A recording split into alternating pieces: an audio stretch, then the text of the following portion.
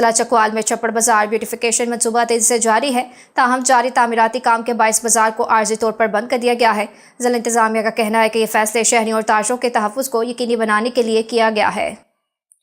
چکوال میں deputy commissioner Sara حیات سے صحافتی وفد کی ملاقات ہوئی، جس میں سینئر صحافی ساجد حسین بلوچ، راجہ تنویر حیدر اور محمد علی شامل تھے۔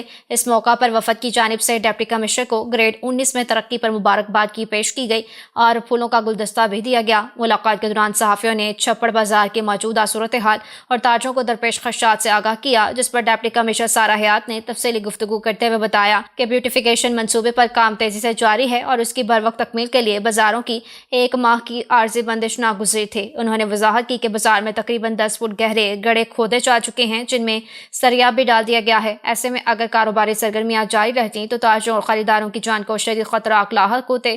ڈپٹی کمشنر کا کہنا تھا کہ عوام کے جان و مال کا تحفظ ضلع انتظامیہ کی اولین ترجیح ہے، اسی لیے تعمیراتی کام مکمل ہونے تک بازار کو بند رکھا گیا ہے تاکہ کام تیزی اور یکسوئی کے ساتھ مکمل کیا جا سکے۔ ایک سوال کے جواب میں انہوں نے یقین دہانی کروائی کہ منصوبہ مقررہ ڈیڈ لائن کے مطابق مکمل کیا جائے اور بازار کو بلا وجہ بند نہ رکھا جائے۔ انہوں نے مزید کہا کہ بیوٹیفیکیشن منصوبہ مکمل ہونے کے بعد نہ صرف چھپڑ بازار کی حالت بہتر ہوگی بلکہ چکوال شہر کی مجموعی خوبصورتی میں بھی نمایاں اضافہ ہوگا۔